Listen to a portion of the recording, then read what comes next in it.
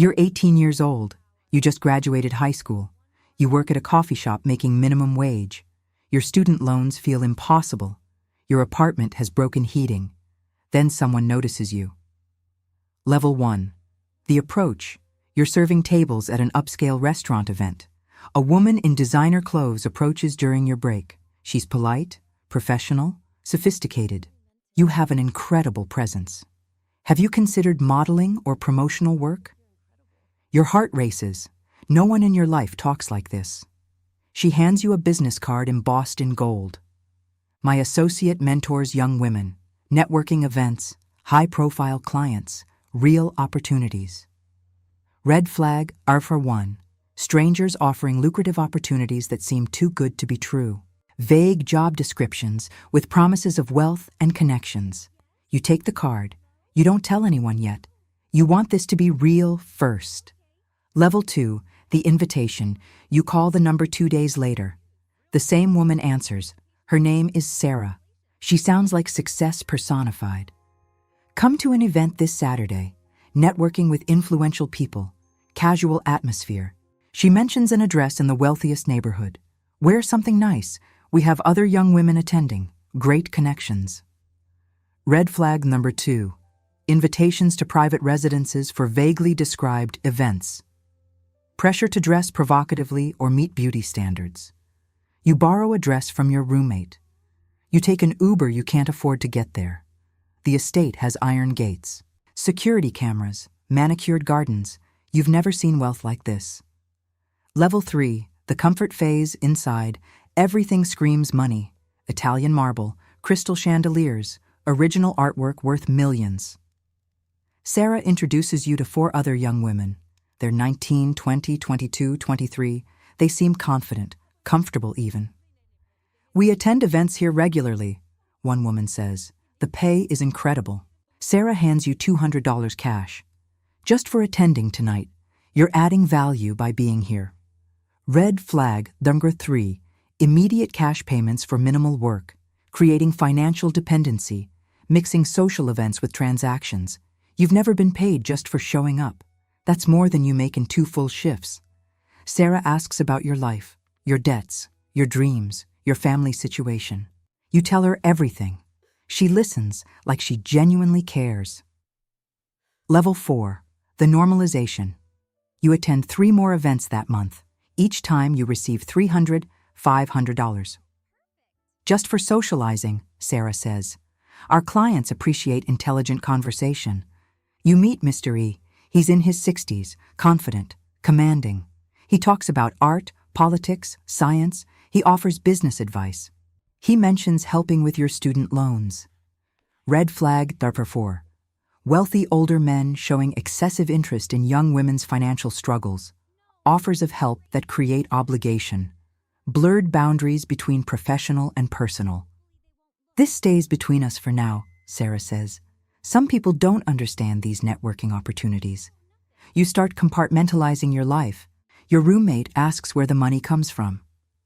Promotional modeling. You lie. Your phone stays locked now. Level 5. The first request. 2 months in, the dynamic shifts. Mr. E has chronic pain. He needs therapeutic massage, Sarah explains. She leads you to a private spa room. Just shoulders and back. He'll pay $800, 30 minutes. Your instincts scream no. But everyone here treats this as normal. The other women do it regularly. Red flag number 5. Gradual escalation from social events to physical contact. Using peer pressure and normalization. Significantly higher pay for boundary-crossing activities. It's completely professional, Sarah insists. Licensed therapists charge this much. You're providing a service. Your student loan payment is due in 3 days. You're $400 short. You agree. Level 6. The trap closes, the massages become weekly. Then, the requests change.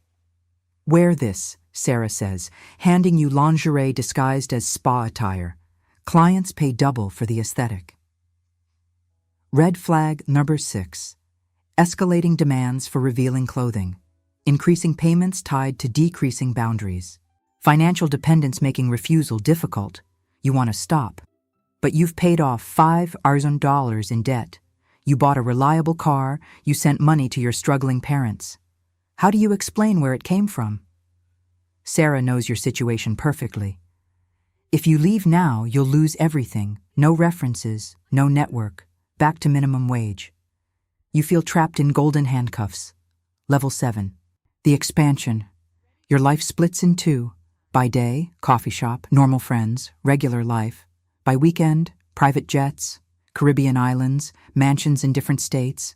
You meet powerful men, senators, CEOs, celebrities, European royalty. Everyone acts like this is normal high society. Red flag number 7, increasing isolation from normal life. Travel to private locations with no oversight. Introduction to networks of wealthy men with similar interests.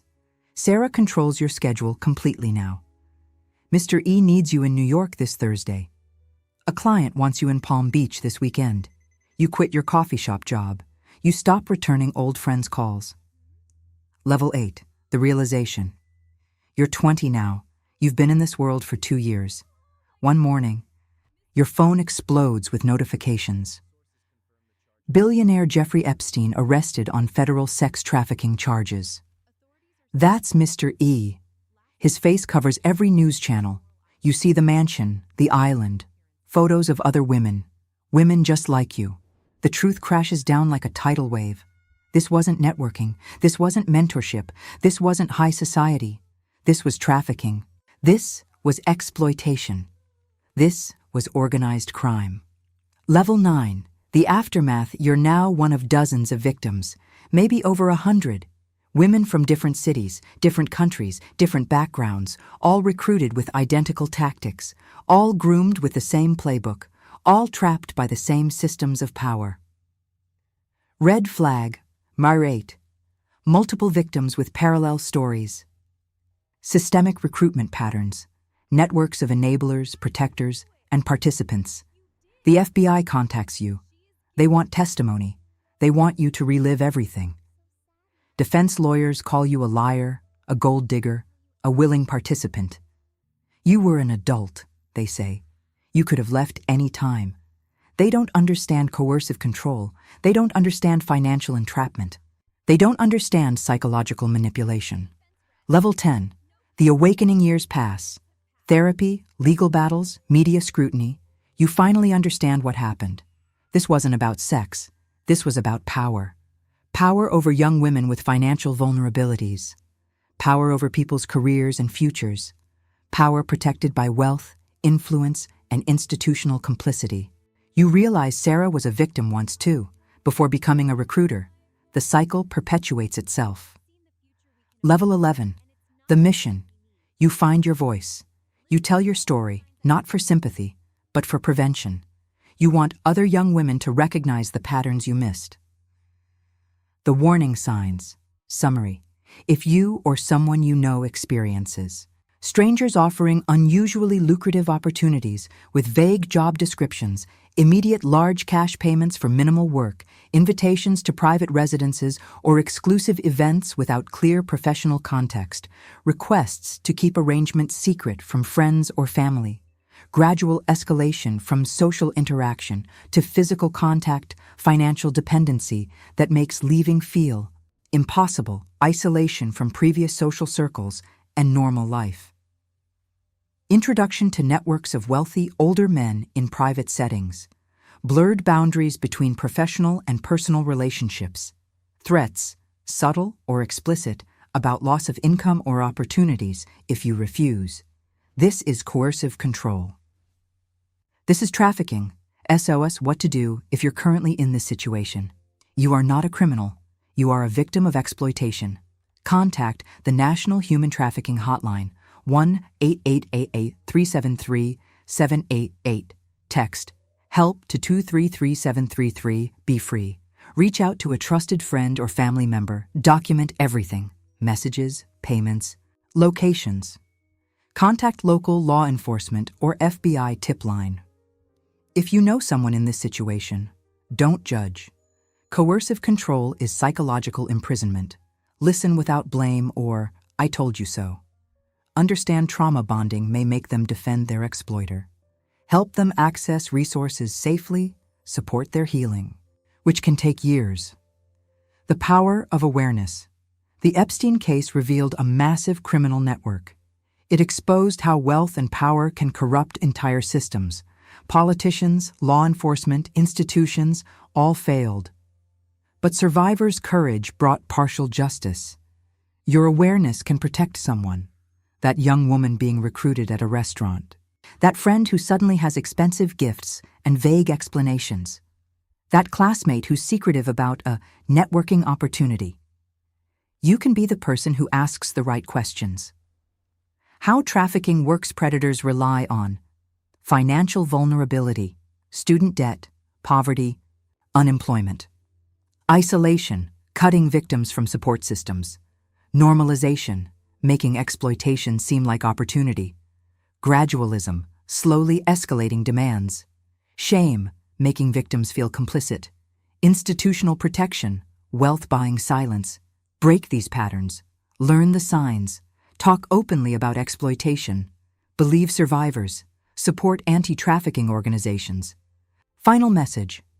This story represents real patterns from real cases.